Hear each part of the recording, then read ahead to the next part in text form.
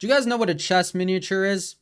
Well, it's a game that's 25 moves or less that demonstrates absolute mastery over the game, and this is one of those games.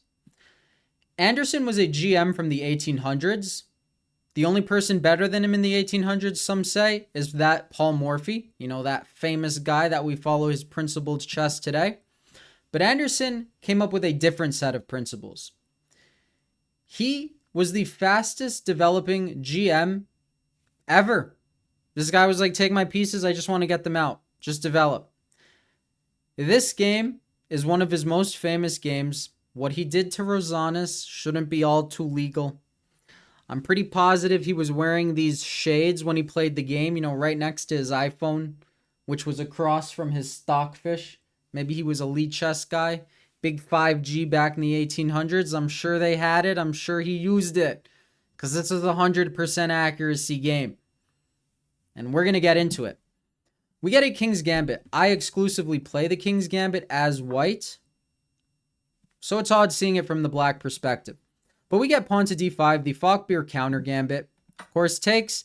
And for some reason here, many people take with black, which you just shouldn't do. Because it helps white develop. And trust me, as a King's Gambit player, you're very happy to see e takes f4. You're not very happy to see e4.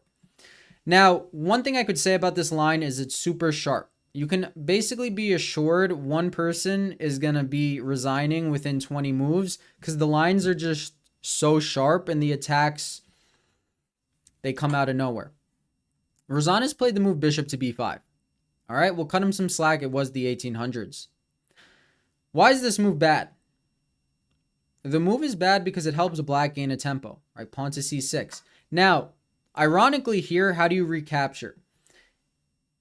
Ironically, if you're a 300, you probably say with the knight. I don't know, maybe.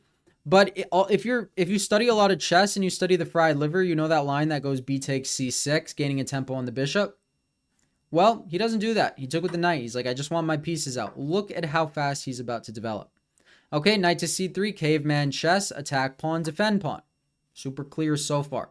By the way, out of these 19 moves, 3 of them are brilliancies, and that's crazy because 10 of them are opening moves. That means like 3 and 9, 1 and 3, 33% are brilliancies. Quick math. This guy was a mathematician, by the way. So he was just the jack of all trades, I suppose. By the way, it was also played in Breslau, modern day Poland. Right? They were like, here, take this city back, right? Modern day Poland. And we get bishop to c5. So queen to e2, 2 attackers on the pawn on e4, 1 defender. He's like, take my pawn. Rosanes is like, sure. Are you going to take back and allow him to take with check? No, you're going to castle. So black castles. We get bishop takes c6. Of course, now he takes with the pawn, and it opens up some more lanes for the bishop. Not to mention, it also opens up the b file. So black is down 2 pawns, but he does have the bishop pair. You might be like, what do you mean the bishop pair? Knight takes c5. I'm a genius. You might be, but not at chess. Because rook to e8 pins the queen to the king, and you will be losing a queen. So we get pawn to d3. He's trying to get his pieces out, and rook to e8. Makes some sense. Adding pressure to the pinned piece. I've heard that's a good thing. Bishop to d2, and what would you play here? There's a couple good moves. Knight takes e4 is one of them. It's not the best, but it's one of them.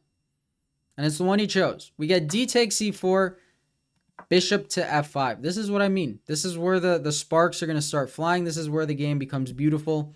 Actually, more beautiful. It's already beautiful. All right? You can already appreciate it. But this pawn is pinned, so you cannot take because you lose the queen. And look at this, right? Many people learn basic development, like develop around your opponent's pawn structure. Anderssen is like, I'm going to develop, and you need to move your pawn structure. Get out the way. My bishop is now a good piece. I mean, that's amazing. That's a nice thing, right? They have to push unlocking your light squared bishop. Good stuff.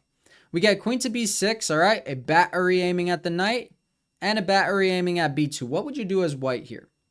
Be honest. I think most people would castle, and that's what white did, right? It solves both problems. It adds a defender to the knight on g1, and it adds a defender to the pawn on b2. Bishop to d4. What is the point of this move? Well, Anderssen sees checkmate in 1. He goes for checkmate in 1. Pawn to c3. Look at this guy. This guy is a tank. This guy is a tank. Imagine that. Imagine this pawn on the light square, this pawn on the light square, both pushing to the dark square. You know that chess.com puzzle where you like sack a queen on c3 and then you put a bishop on a3 and it's checkmate? Do your chess.com puzzles. I heard they're good for you. We get rook to b8.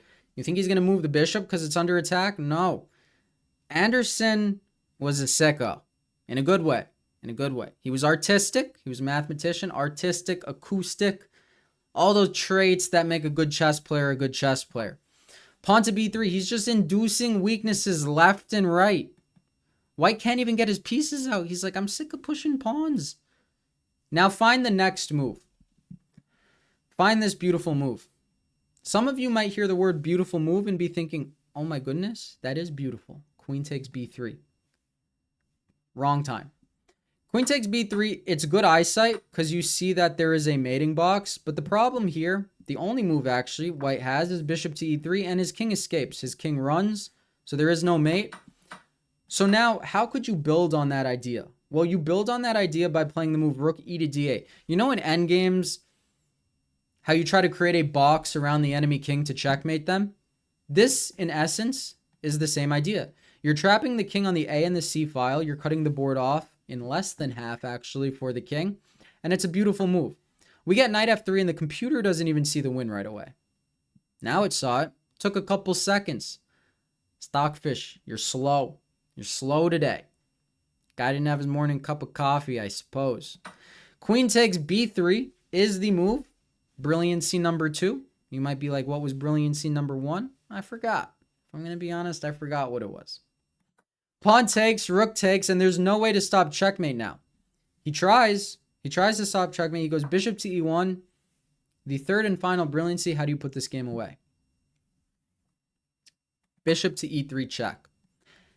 Rosanes resigns because he has opened up the d file, and there is no way to stop rook to b1 checkmate. This game was crazy. Thank you, Anderssen, for playing chess the way you did. Have you guys seen this game before? Did it change in your mind what it means to develop in chess? I sure hope so. Thank you as always for watching. I'll see you next time. Peace.